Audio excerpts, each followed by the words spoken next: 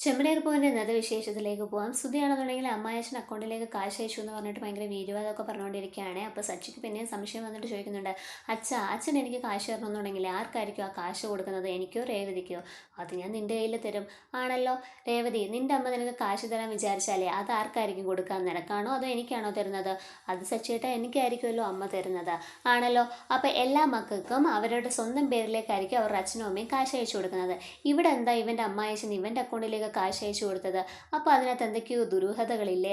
ഇവർ രണ്ടുപേരും മുഖം നോക്കിയാൽ തന്നെ അറിയാം ഇതിനകത്ത് എന്തൊക്കെയോ കള്ളത്തരങ്ങളുണ്ടോ എന്നുള്ളത്.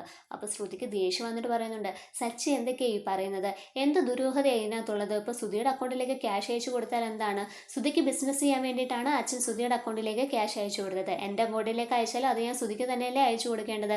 പിന്നെ ഇൻകം ടാക്സിൻ്റെ പ്രശ്നങ്ങളും മറ്റൊന്നും വരത്തില്ല, അതുകൊണ്ടാണ് അച്ഛൻ അങ്ങനെ ചെയ്യുന്നത്.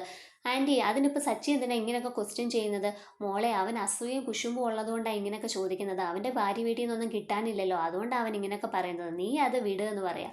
അപ്പോൾ രേവതി പറയുന്നുണ്ടേ, നിങ്ങളെന്താ എൻ്റെ തലക്കിട്ട് കൊട്ടാത്തതെന്ന് ഞാനിങ്ങനെ ആലോചിച്ചുകൊണ്ടിരിക്കുകയായിരുന്നു. അമ്മേ, നിങ്ങൾക്ക് എന്നെ ഒരു ദിവസം ഒന്നും പറഞ്ഞില്ലെങ്കിൽ ഒരു ഉറക്കവും വരത്തില്ലല്ലേ? പിന്നെ അധ്വാനിക്കാൻ ശേഷിയുള്ള നാണവും മാനവും ഉളുപ്പുമുള്ള മീശയുള്ള ആണുങ്ങളൊന്നും ഭാര്യ വീട്ടിൽ നിന്ന് കിട്ടുന്നതും ആഗ്രഹിച്ചുകൊണ്ടിരിക്കുന്നവരല്ല. അവർ സ്വന്തമായിട്ട് അധ്വാനിച്ച് ജീവിക്കുന്നവരാണ്. അവർ അന്തസ്സും അഭിമാനവും ഉള്ളവരാണ്. ഇനി ഭാര്യ വീട്ടിൽ നിന്ന് എന്തെങ്കിലും കൊടുക്കാമെന്ന് പറഞ്ഞാലും അവരത് കൈനീട്ടി വാങ്ങിക്കാൻ പോകുന്നില്ല. അതേപോലെ ഒരുത്തനാണ് എൻ്റെ സച്ചിയേട്ടൻ. അന്തസ്സും അഭിമാനവും ഉള്ളവനാണ്. അദ്ദേഹത്തിന് എന്തെങ്കിലും വേണമെന്നുണ്ടെങ്കിലേ അദ്ദേഹം സ്വന്തമായിട്ട് അധ്വാനിച്ച് അതുണ്ടാക്കും. അല്ലാത്ത എൻ്റെ അമ്മ കൊടുക്കുന്നത് കൈനീട്ടി വാങ്ങിക്കാനിരിക്കുന്ന ആളല്ല സച്ചിയേട്ടൻ എന്നൊക്കെ പറയുവാണേ. അത് കേൾക്കുമ്പോഴത്തേക്ക് എല്ലാവർക്കും അങ്ങ് ഭയങ്കര നാണക്കേടാവുന്നുണ്ട്. അപ്പോൾ സച്ചിക്ക് ഇത് കേട്ടിട്ട് രോമാഞ്ചം വന്നിട്ടാണെങ്കിൽ സച്ചി പറയുന്നുണ്ടേ, എൻ്റെ രേവതി അടിപൊളി, നിന്നെപ്പോൾ ഉണ്ടല്ലോ കെട്ടിപ്പിടിച്ചൊരു ഉമ്മ തരാൻ തോന്നുന്നൊക്കെ പറയുകയാണ്. അപ്പോഴേക്കും സച്ചി ഇങ്ങനെ പറയുന്നുണ്ട്, അതെ, എൻ്റെ ഭാര്യ അധ്വാനിച്ചേ എനിക്കൊരു കാറ് വാങ്ങി തന്നു. അത് നിങ്ങൾക്ക് എല്ലാവർക്കും അറിയാലോ. എങ്ങനെ അവൾ സ്വന്തമായിട്ട് അധ്വാനിച്ചിട്ടാണ് എനിക്ക് കാറ് വാങ്ങി തന്നത്. അല്ലാതെ ഭാര്യ വീട്ടിൽ നിന്ന് കൈനീട്ടി വാങ്ങിക്കാനൊന്നും എന്നെ കിട്ടത്തില്ല. ഞാൻ അന്തസ്സോമാനമുള്ളവനാന്നൊക്കെ ഇങ്ങനെ സച്ചി പറഞ്ഞുകൊണ്ടിരിക്കുകയാണ്. അപ്പോൾ രവിയേട്ടൻ പറയുന്നുണ്ടേ, ശരി ശരി, നമ്മളിപ്പോൾ ഇവിടെ കഴിക്കാനല്ലേ കൂടിയത്, നമുക്ക് കഴിച്ചിട്ട് എല്ലാവരും എഴുന്നേറ്റ് പോകാനായിട്ട് പറയുന്നുണ്ട്. അങ്ങനെ പിന്നെ ശ്രുതിയാണെന്നുണ്ടെങ്കിൽ റൂമിൽ ഇങ്ങനെ ഗെയിമൊക്കെ കളിച്ചുകൊണ്ടിരിക്കുകയാണ്. അപ്പോൾ ശ്രുതി ഭയങ്കര ദേഷ്യത്തിൽ വന്നിട്ട് ശ്രുതിയോട് ചോദിക്കുന്നുണ്ട്, ശ്രുതി, നീ ഈ കാശ് നിൻ്റെ അക്കൗണ്ടിലേക്കാണ് അയച്ചതെന്നുള്ള കാര്യമൊക്കെ എന്തിനാണ് അവിടെ വിളിച്ചു പറയാൻ നിൽക്കുന്നത്? ഓ, അത് ശ്രുതി സച്ചിയാണെന്നുണ്ടെങ്കിൽ ഓരോന്ന് ചോദിക്കുന്നത് കേട്ടപ്പോഴേ ഒരു ആവേശത്തിന് ഞാനങ്ങ് പറഞ്ഞതാ. ആവേശത്തിന് ഇങ്ങനെ ഓരോന്നൊക്കെ വിളിച്ച് പറഞ്ഞാലുണ്ടല്ലോ 50 ലക്ഷം രൂപ എടുത്ത് അച്ഛൻ്റെ കയ്യിലേക്ക് കൊടുക്കേണ്ടി വരും നിനക്ക്. ആ സച്ചിക്ക് നമ്മളെ സംശയമുണ്ട്, അതുകൊണ്ട് അവൻ ഇങ്ങനെ ഓരോന്ന് കുത്തി കുത്തി നിന്നോട് ചോദിക്കുന്നത്. നിന്റെ വായിൽ നിന്ന് എന്തെങ്കിലും സത്യങ്ങൾ അറിയാൻ വേണ്ടിയിട്ടാണ് അവൻ ഇങ്ങനെ ചോദിക്കുന്നത്. അങ്ങനൊന്നും ഇല്ല ശ്രുതി, എനിക്കാണെന്നുണ്ടെങ്കിൽ നല്ല ബുദ്ധിയാണ്. അവനത് കണ്ടുപിടിച്ച് വരുന്നതിന് മുന്നേ ഞാൻ ആ കാശൊക്കെ അങ്ങ് ചിലവാക്കി തീർക്കും. എൻ്റെ ശ്രുതി, ഞാനൊരു കാര്യം ചോദിക്കട്ടെ, നീ ശരിക്കും മണ്ടനാണോ അതോ മണ്ടനായിട്ട് അഭിനയിക്കുന്നതാണോ? ആ കാശ് എങ്ങനെ എപ്പോൾ ചിലവാക്കണമെന്നൊക്കെ ഞാൻ പറയും, അതിനനുസരിച്ച് നീ അങ്ങ് ചെയ്താൽ മതി. പിന്നെ ഞാനിവിടെ ഇല്ലാത്ത സമയത്തൊന്നും ആ സച്ചിയുടെ മുന്നിൽ പോയി പെടരുത്. പെട്ട് കഴിഞ്ഞാലുണ്ടല്ലോ അവൻ എല്ലാ കാര്യങ്ങളും നിൻ്റെ അടുത്ത് ചോദിച്ചറിയാനായിട്ട് നോക്കും. ഇനി ഞാൻ പറയാതെ ഈ കാശിൻ്റെ കാര്യം നീ ഈ വീട്ടിൽ മിണ്ടി പോകരുത്. ഇല്ല ശ്രുതി, എല്ലാം ഞാൻ ഇനി നീ പറയുന്ന കണക്കേ ചെയ്യത്തുള്ളൂ. ആ സച്ചിയാണെന്നുണ്ടെങ്കിൽ ഒരു ബെല്ലും ബ്രേക്കും ഇല്ലാത്തവനാണ്. എപ്പോഴാണ് നമ്മുടെ മുന്നിൽ വന്ന് അവൻ പെടുന്നതെന്നുള്ള കാര്യം പറയാനായിട്ട് പറ്റത്തില്ല. ആ വണ്ടി ഉണ്ടല്ലോ ബ്രേക്ക് ഇട്ട് നിർത്തിയേ പറ്റത്തുള്ളൂ. അതിന് ഒരാളെ കൊണ്ടേ പറ്റത്തുള്ളൂ, രേവതി. ഞാൻ അവളെ ഒന്ന് കാണട്ടെ എന്ന് പറഞ്ഞിട്ട് നേരെ നമ്മളുടെ ശ്രുതി രേവതിയുടെ അടുത്തേക്ക് വരികയാണ്. എന്നിട്ട് പറയുന്നുണ്ട്, രേവതി, എനിക്ക് നിന്നോട് കുറച്ച് കാര്യങ്ങൾ സംസാരിക്കാനുണ്ട്. എന്താ ശ്രുതി, നീ പറഞ്ഞോളൂ. എൻ്റെ അക്കൗണ്ടിലേക്കോ ശ്രുതിയുടെ അക്കൗണ്ടിലേക്കോ എൻ്റെ അച്ഛൻ കാശ് അയച്ചു കൊടുത്താലേ സച്ചിക്ക് എന്താ ഇത്ര പ്രശ്നം? അവന് ഞങ്ങളുടെ അക്കൗണ്ടിലേക്ക് കുറച്ച് കാശ് വന്നതിൻ്റെ അസൂയയും കുശുമ്പും കൊണ്ടാണോ ഇങ്ങനെയൊക്കെ സംസാരിക്കുന്നത്? അസൂയയും കുശുമ്പോ? അതിന് സച്ചിയേട്ടൻ എന്തിനാ അസൂയയും കുശുമ്പും? ചുറ്റുമുള്ള എല്ലാവരും നല്ല രീതിയിൽ ജീവിക്കണമെന്ന് തന്നെയാണ് അദ്ദേഹം ആഗ്രഹിക്കുന്നത്. പിന്നെ എന്തിനാണ് സച്ചി ഞങ്ങളെ ക്രോസ് വിസ്താരം ചെയ്യാനായിട്ട് വരുന്നത്?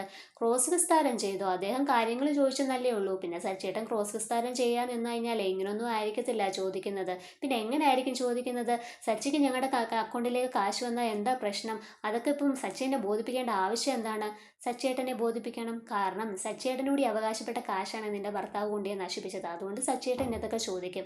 അച്ഛൻ്റെ നിന്ന് കാശ് പോയിട്ടുണ്ടെന്നുണ്ടെങ്കിൽ ഞങ്ങളത് തിരിച്ചു കൊടുക്കും. അതിന് ഞങ്ങളുടെ വ്യക്തിപരമായിട്ടുള്ള കാര്യങ്ങൾ കയറി ഇടപെടാനായിട്ട് വരണ്ട.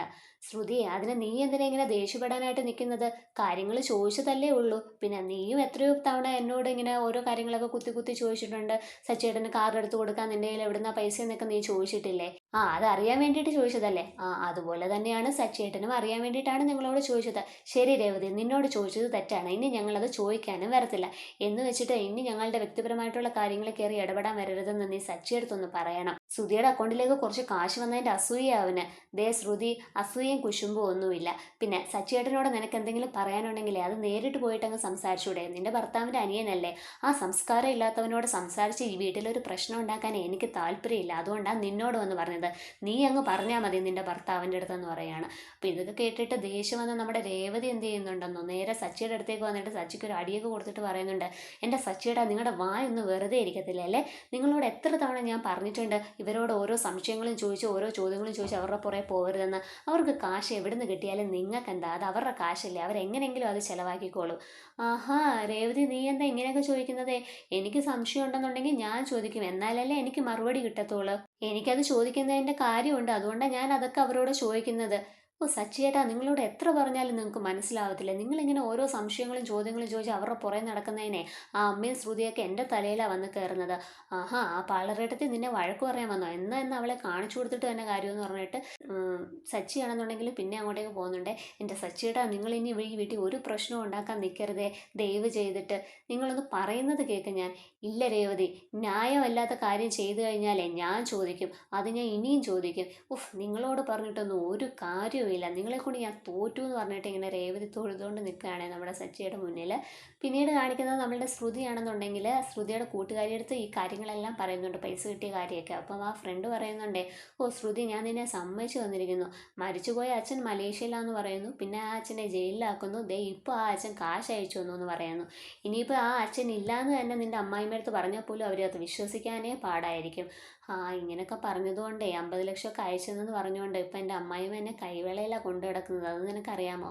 ആ അതൊക്കെ ശരിയായിരിക്കും, നിന്നോടിപ്പോൾ സ്നേഹമൊക്കെ കാണും, പക്ഷെ നീ അവരെ അത്ര വിശ്വസിക്കുകയൊന്നും വേണ്ട. അവരുടെ സ്വഭാവം ഞാനന്ന് കണ്ടതാണ്, അവരൊരു താടകയാണ്. അതൊക്കെ എനിക്ക് അറിയാടി, ഞാൻ സൂക്ഷിച്ചും കണ്ടുമൊക്കെയാണ് അവരുടെ മുന്നിൽ നിൽക്കുന്നത്. എന്തായാലും എന്തെങ്കിലുമൊക്കെ ഒരു വഴി എനിക്ക് ദൈവം കാണിച്ചു തരാതിരിക്കില്ല എന്നൊക്കെ ഇങ്ങനെ ശ്രുതി പറഞ്ഞുകൊണ്ടിരിക്കുകയാണ്. അപ്പോഴേക്കും നമ്മളുടെ ശ്രുതിയെ ഭീഷണിപ്പെടുത്താൻ വേണ്ടിയിട്ട് ദാസ് എന്ന് പറയുന്ന ആൾ വരുന്നുണ്ട്. അപ്പോൾ അത് കാണിച്ചിട്ടാണ് എപ്പിസോഡ് അവസാനിക്കുന്നത്.